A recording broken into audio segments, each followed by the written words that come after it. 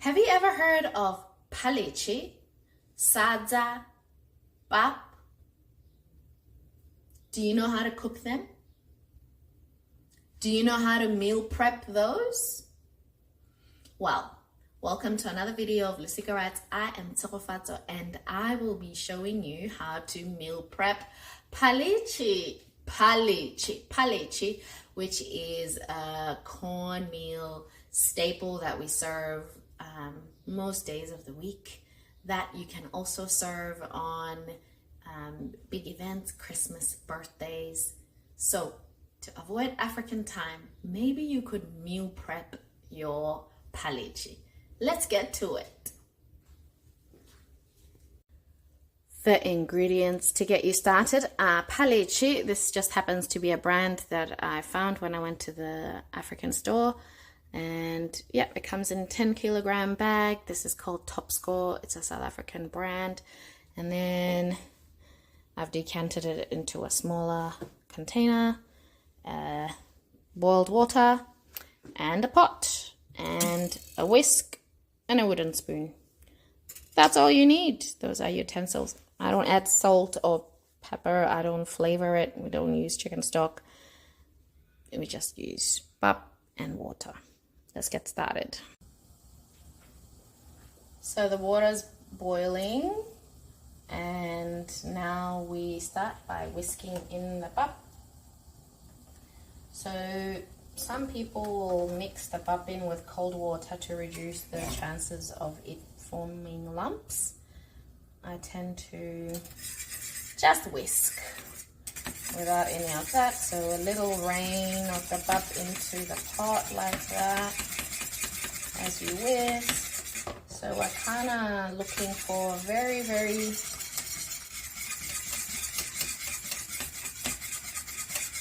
smooth consistency.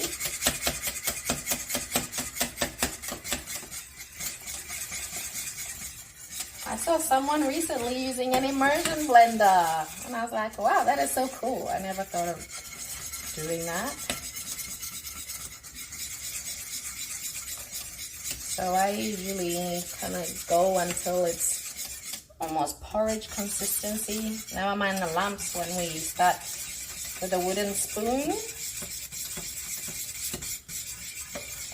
The lumps go away. But yeah. Keep mixing until it's porridge consistency, which is about now.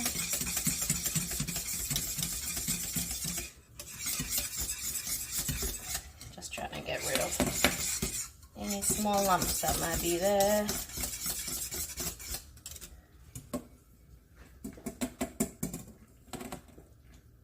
Yeah. So it is porridge consistency like that. So I stop here and have it phaletshe. This is phaletshe I'm cooking. So in Setswana we'd say iya kakata. Iya kakata. Iya kakata means it's doing those little bubbles and potentially spitting if you're not careful. So I wait here until it kind of thickens a little bit for about 5 minutes on medium heat, and then we'll do part 2, right? So it's been about 5 minutes.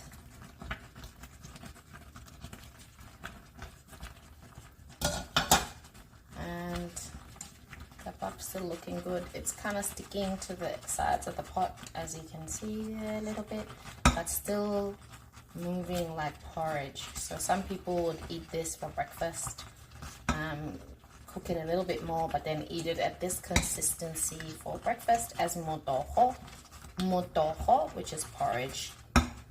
But we're making pap to serve with our barbecue, so we have to add a bit more pap to thicken it. So we're using a wooden spoon now. So I tend to add a bit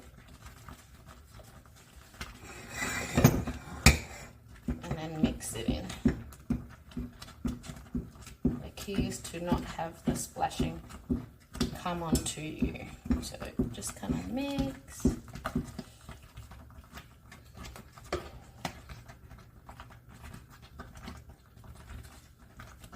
bit more.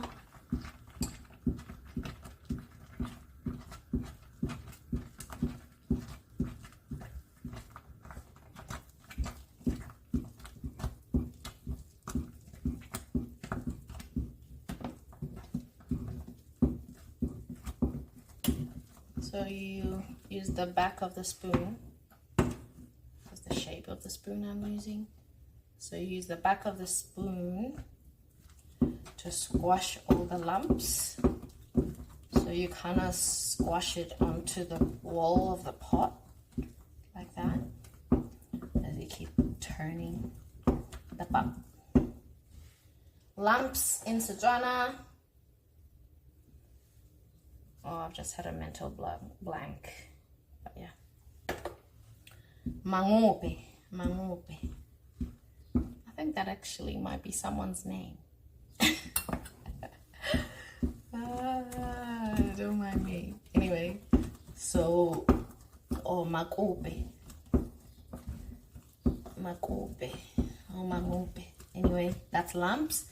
So what I'm doing is I'm squashing them. Sila. Sila is to squash. So you have to have good bicep power to squash all the lumps like that.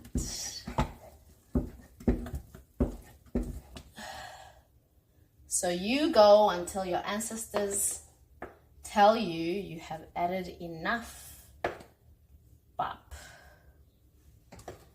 Then you wait. If you find that, oh my god, I've made it rock hard, all you have to do is boil a bit of water, add it in, and then usually you can get to the consistency you like. So I like a polenta-like consistency.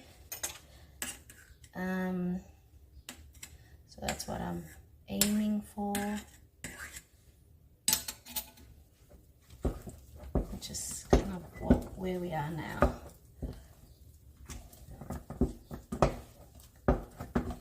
Not custard, kind of stiff custard. Like a mashed potato consistency, like that. So you will leave this to cook for about 10-15 minutes, mixing every 5 minutes or so, until there's a crust or lehoho crust at the bottom. Then you can take it off the stove and I'll show you what you would do with it. Stay tuned. So our pap is now cooked. This is the consistency that we're working with. So I'm going to prepare it for serving, but I'm not serving it now. I'll be serving it a bit later. So what you need is cling wrap like this, and you lay it like that.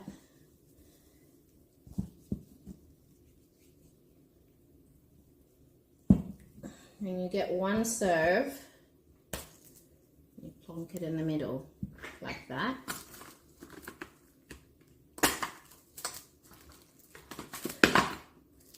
And you wrap it up like a little parcel. So you have to wrap it up while it's still hot, because when you revive it, whether that's from it just being a bit warm or you froze it, then that steam will be what you need to resuscitate it. So we'll do one more so you can see. Just one serve.